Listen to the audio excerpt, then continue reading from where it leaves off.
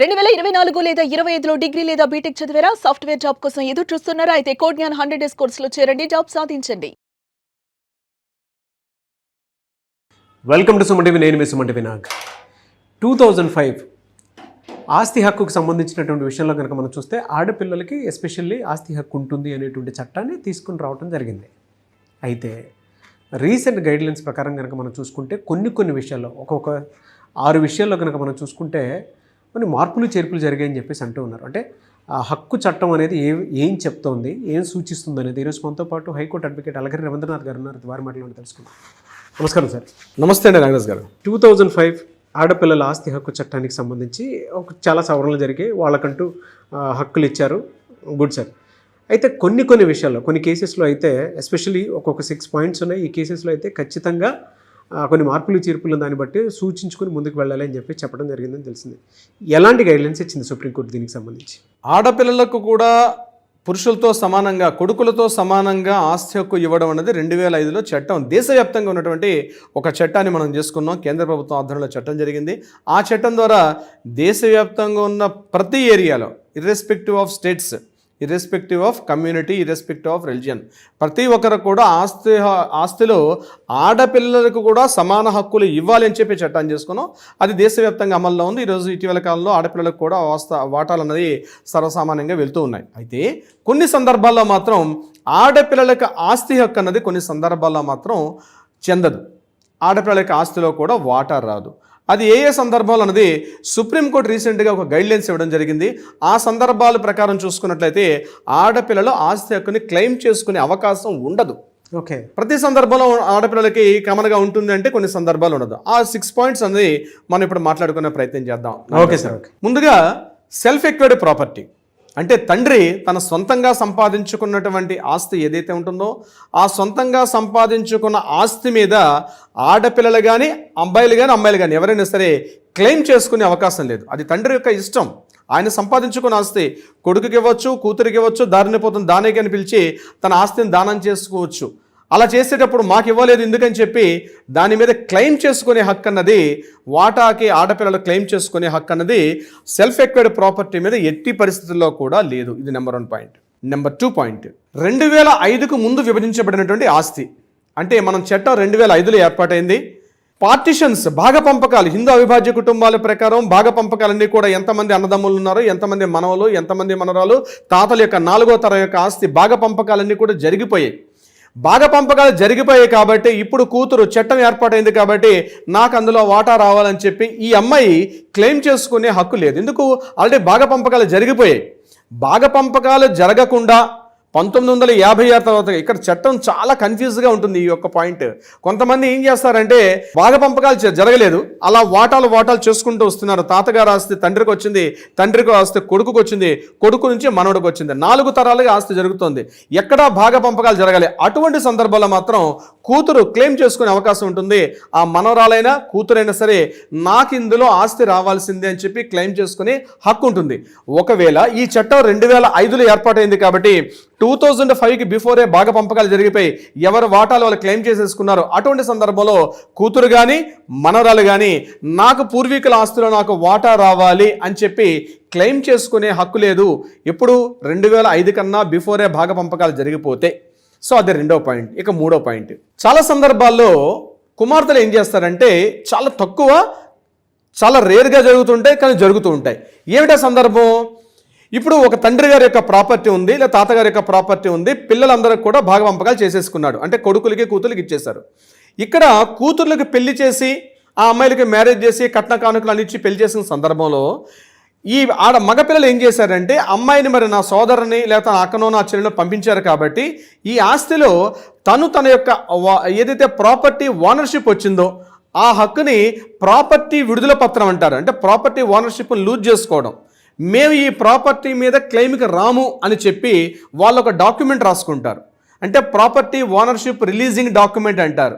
మేము ఈ ఆస్తి మేము భవిష్యత్తులో కూడా నేను కానీ మా పిల్లలు కానీ వాస్తి హక్కులో వాటా ఇవ్వమని చెప్పి మేము రాము, మేము మీ ప్రాపర్టీ మీద ఎటువంటి హక్కులు కూడా మేము కోరుకోము అని చెప్పి ఒక డాక్యుమెంట్ రిలీజ్ చేసి ఆ డాక్యుమెంట్ కానీ అన్నదమ్ములకు కానీ సబ్మిట్ చేస్తే దాన్ని ఖచ్చితంగా ఒకసారి ఆల్రెడీ రిలీజింగ్ డాక్యుమెంట్ సంతకం పెట్టారు కాబట్టి ఇక్కడ మరలా ఆడపిల్లలు ఆ ప్రాపర్టీ మీద క్లెయిమ్ చేసుకునే హక్కు ఉండదు. ఒకవేళ అక్కడ ప్రాపర్టీ ఓనర్షిప్ రిలీజింగ్ డాక్యుమెంట్ పెట్టుకునే పక్షంలో తప్పనిసరిగా ప్రాపర్టీలో హక్కు ఉందని చెప్పొచ్చే అవకాశం ఉంటుంది. కానీ ఒకసారి రిలీజింగ్ చేసుకున్న తర్వాత మాత్రం ఉండదు. అందుకే ఈ పర్టికులర్ పాయింట్ చాలా కీ పాయింట్ అవుతుంది. ఎప్పుడైనా భాగ పంపకాలు చేసుకునే సందర్భంలో ఆడపిల్లలకి ఇప్పుడు కట్న కానుకలు ఇచ్చేసాం కదా, కట్నాలు ఇచ్చారా కట్నాలు తీసుకున్నారా అన్నది పరిగణలో కోర్టు తీసుకోదు. పెళ్లి చేసి ఇచ్చాం, పెళ్లికి ఒక 10 లక్షలు ఖర్చు అయిపోయింది కాబట్టి నీ వాటా కింద ఇంకేమీ రాదు అని చెప్పి అన్నదమ్ములు ఆ అమ్మాయిని బయటికి నెట్టివేసే ప్రయత్నం అనేక సందర్భాల్లో జరుగుతుంటుంది. అప్పుడు ఆ అమ్మాయి నాకు సంబంధం లేదు, మీరు కట్నం ఇచ్చారా కట్నం ఇవ్వలేదు పక్కన పెట్టండి, నాకు మాత్రం వాటా ఉంటుందని ఆ అమ్మాయి వాటాకు వచ్చే హక్కు ఉంటుంది, ఆమెకు రైట్ ఉంటుంది. కట్నం ఇచ్చాం కాబట్టి ఆ అమ్మాయికి పెళ్లి చేశాం కాబట్టి ఇక్కడ వాటాలో ఆ అమ్మాయి రాకూడదా? ఆ అమ్మాయికి వచ్చే హక్కు ఉంటుంది. కట్నం ఎంత ఇచ్చినా, మీరు ₹1,00,00,000 ఇచ్చినా 10 లక్షల రూపాయలు ఇచ్చుకున్నా అది మీ ఇష్టంతో ఆ తండ్రి ఇచ్చుకున్నట్టుంది ఈ విషయం.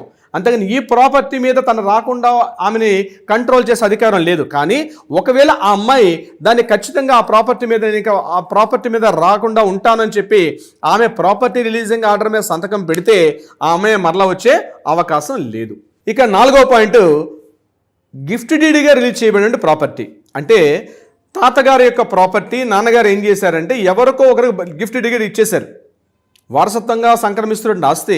కానీ నాన్నగారు ఏం చేశారు, తండ్రి గారు ఎవరో ఒక వ్యక్తికి గిఫ్ట్ డీడ్గా ఇచ్చేశారు. గిఫ్ట్ డీడ్గా అందుకున్న వ్యక్తి ఆ ప్రాపర్టీని ఎంజాయ్ చేస్తుంటాడు. ఇప్పుడు ఈ అమ్మాయి మా నాన్నగారు గిఫ్ట్ డీడ్ ఇచ్చారు కాబట్టి ఆ గిఫ్ట్ డీడ్ చెల్లదు, ఆ ప్రాపర్టీ మళ్ళీ నాకు వెనక్కి రావాలని చెప్పి ఇక్కడ కూతురు క్లెయిమ్ చేసుకునే అవకాశం లేదు. ఎందుకు, ఆల్రెడీ ఒకసారి గిఫ్ట్ డీడ్ జరిగిపోయింది కాబట్టి. కొడుకుకి ఇచ్చిన ఎవరికైనా ఆ ప్రాపర్టీని గిఫ్ట్ డీడ్గా ఇస్తే ఈ అమ్మాయి మరలా క్లెయిమ్ చేసుకునే హక్కు అన్నది ఉండదు. 5వ పాయింట్, ట్రస్ట్కి కానీ లేదా ఏదైనా ఒక సేవా సంస్థకి ప్రాపర్టీ తాతగారి టైంలో నాన్నగారి టైంలో రిలీజ్ చేసి రాసేశారు ప్రాపర్టీ.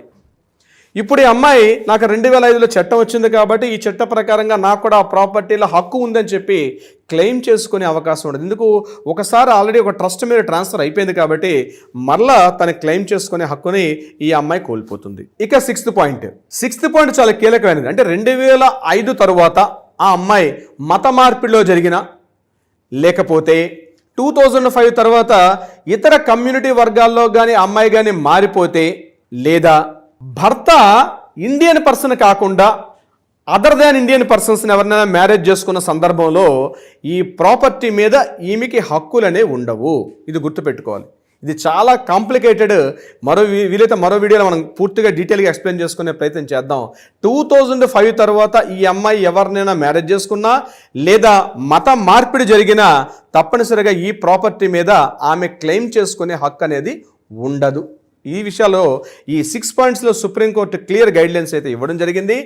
దీని ప్రకారంగా 2005 తర్వాత ఆడపిల్లలకు ఆస్తి హక్కుల చట్టంలో వాటా ఉంటుంది, 100% ఉంటుంది. కానీ ఇప్పుడు నేను చెప్పుకున్న ఈ 6 పాయింట్లో మాత్రం ఇందులో కానీ ఉన్నట్లయితే ఆ వాటాని క్లెయిమ్ చేసుకునే హక్కుని ఆ అమ్మాయి కోల్పోతుంది. నాగరాజ్ గారు, anyways thank you so much for the information. అయితే చాలామంది మీ దగ్గర ఏదైనా సరే వాళ్ళకు ఉండేటువంటి సమస్యలతోటి అపాయింట్మెంట్ తీసుకుందాం అనుకునేటువంటి వాళ్ళు ఉంటారు, లీగల్ రెమెడీస్ కోసం అని చెప్పి కేసెస్ చాలా ఉంటాయి. అంటే క్రిమినల్ కేసెస్ అయినా సివిల్స్ కేసెస్ అయినా సరే, ఏదున్నా సరే, ఏ విషయం అయినా సరే మీలాంటి వాళ్ళ దగ్గరకు వచ్చి క్లియర్ చేసుకుందాం అనుకునేటువంటి వాళ్ళు మిమ్మల్ని అప్రోచ్ అవ్వాలంటే ప్రాసెస్ ఏంటి?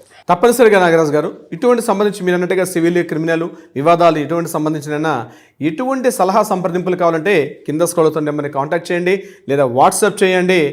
తప్పనిసరిగా మన లీగల్ టీం వాళ్ళకి అప్రోచ్ అవుతారు, కాంటాక్ట్లోకి వెళ్తారు, ఇన్ఫర్మేషన్ ఇచ్చే ప్రయత్నం చేస్తారు. ఒకవేళ కోర్టుల్లో వివాదాలు ఉంటే వాటికి పరిష్కారం అయ్యే దిశగా కూడా ప్రయత్నం చేస్తారు. నాగరాజ్ గారు, థ్యాంక్ యూ సో మచ్ అలాగే Ravindranath. Thank you so much Nagaraj గారు.